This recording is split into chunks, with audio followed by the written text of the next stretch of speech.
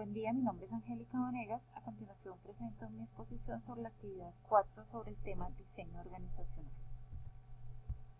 Bueno, el diseño organizacional consiste en organizar el trabajo creando mecanismos de integración y coordinación entre los distintos procesos con el propósito de facilitar la implementación de estrategias de la compañía enfocadas a lograr una mayor productividad, eficiencia y competitividad. Bueno, tenemos los elementos y etapas del proceso de diseño organizacional.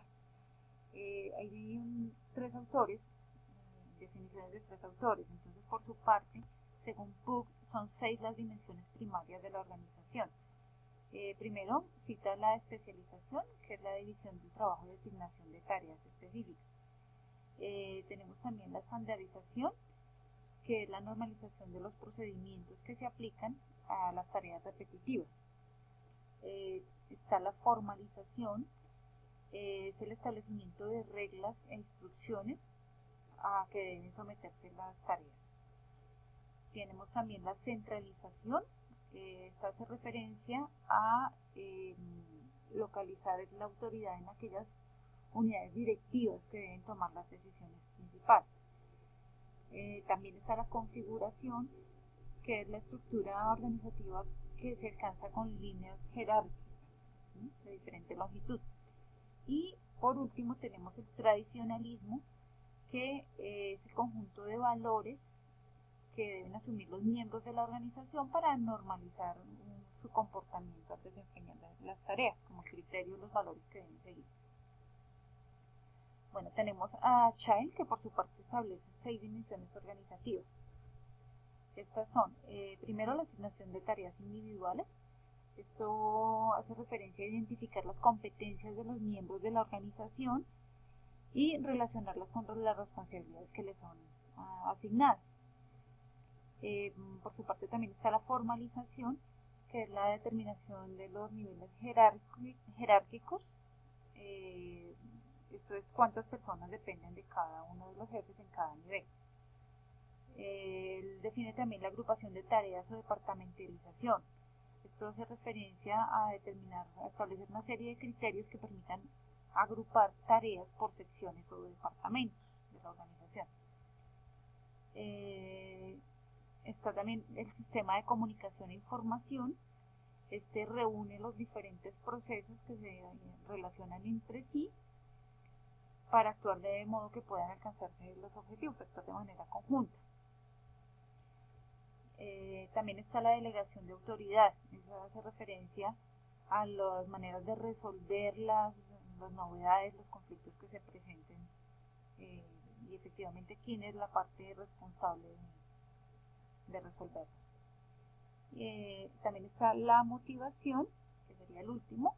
Esto hace referencia a los mecanismos que se deben implantar en la organización para lograr que los miembros se vinculen con compromiso, con sentido de pertenencia y terminen haciendo las tareas de manera más eficaz y eficiente. Bueno, finalmente Robbins define 4 modelos de diseño de la organización. Tenemos la unidad de mando, que es que cada subordinado le responde únicamente a su superior. También tenemos el ángulo de control o de autoridad. Esa es la cantidad de empleados que puede supervisar una persona. Y al tener un ángulo de control más estrecho, pues la línea de mando es más amplia. También presenta la división del trabajo. Él dice que se debe dividir en tareas elementales, que la realización se asigne a diferentes personas de manera temporal o permanente también, cuando se trate de especialización. Y por último establece la departamentalización. Esto hace referencia a la forma en que se coordinan las tareas mediante agrupaciones por departamentos. Eso va de acuerdo a ciertos criterios, como por ejemplo el tipo de producto, el tipo de mercado, el tipo de clientes. Bueno, vamos a analizar las etapas y elementos del proceso de diseño organizacional. Entonces, estas etapas son 5. La primera, el proceso de diferenciación e integración, la segunda, proceso de complejidad, tercera, proceso de formalización, cuarta, proceso dimensional y quinta, proceso de decisión. Entonces, vamos con la primera, que es el proceso de diferenciación e integración. En esta etapa se clasifican las actividades según la complejidad del sistema y se integran a los distintos subsistemas de la organización para de esta manera unificar los resultados. La segunda etapa es el proceso de complejidad. Este se enfoca en reducir las variables que hacen que en una estructura algunos elementos no se relacionen con otros de manera directa, como son el diseño vertical. Entonces tenemos los elementos son la autoridad, la delegación de autoridad, descentralización de autoridad y la jerarquía. Y en el diseño horizontal tenemos la división del trabajo y la especialización. La tercera etapa es la formalización. Bueno, en esta etapa se establecen los manuales de procedimientos, manuales de funciones, formatos de control a utilizar, los diagramas de flujo y todos los documentos que los usuarios, que los funcionarios deban conocer para ejecutar sus funciones para estandarizarlas. En el cuarto lugar tenemos el proceso dimensional. En esta etapa se realizan análisis internos y externos, de los cuales surge la necesidad de crear dependencias especializadas en los temas más sensibles de la organización, ¿no? Normalmente los temas de producción operativa, aquellas áreas que afectan directamente la calidad del servicio. Por último tenemos la etapa del proceso de decisión. En esta etapa se identifican los problemas, se validan las posibles soluciones y se crean las estrategias necesarias. La toma de decisiones aquí puede darse de dos maneras: centralizada, es decir, que las decisiones son tomadas por los altos directivos, o descentralizadas. En este modelo las decisiones se toman en cada uno de los niveles jerárquicos de la organización.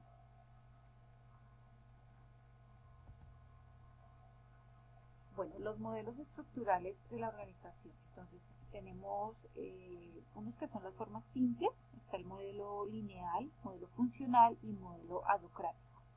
Y el otro grupo que son las formas complejas clásicas, tenemos el modelo lineal funcional, modelo divisional, modelo matricial y modelo colegial.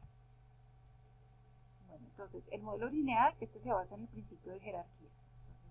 Entonces, está el gerente, luego los directivos de cada área y luego las personas que ejecutan por debajo de estos, como auxiliares, obreros, vendedores.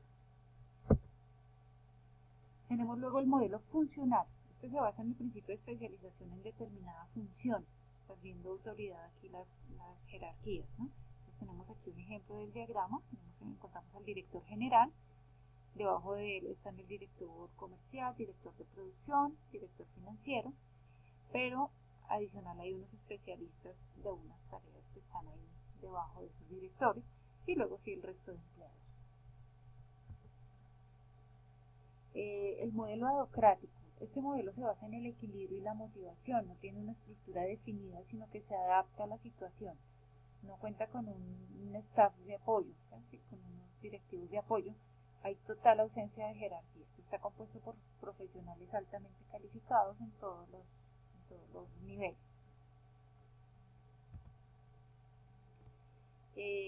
Tenemos el modelo lineal funcional. Este funciona los dos modelos, el lineal y el funcional, para aprovechar las ventajas de los dos.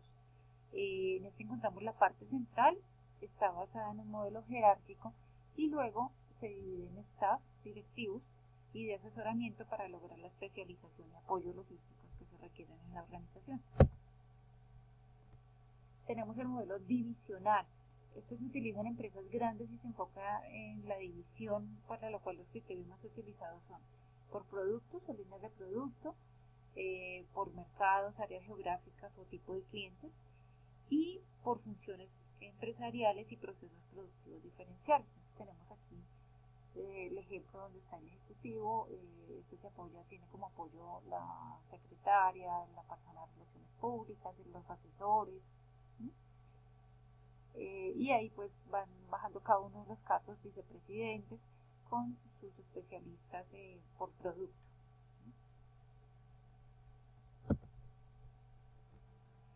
tenemos el modelo matricial. Este combina la estructura funcional y la divisional. Establece 2 o 3 fuentes de mando sobre el personal operativo. Digamos que una persona operativo le reporta a varios jefes. Y por último tenemos el modelo colegial. Este incorpora el trabajo basado en grupos de trabajo. Es una estructura complementaria de las anteriores, no es una estructura independiente como tal, sino que se basa en los modelos lineal y funcional. La diferencia es que aquí forma grupos de trabajo. Tiene esto como una desventaja que genera lentitud en la toma de decisiones y posible falta de iniciativa por parte de los directivos al confiarse en los grupos de trabajo. Bueno, muchísimas gracias. Esta es mi intervención. Quedo atenta a sus comentarios.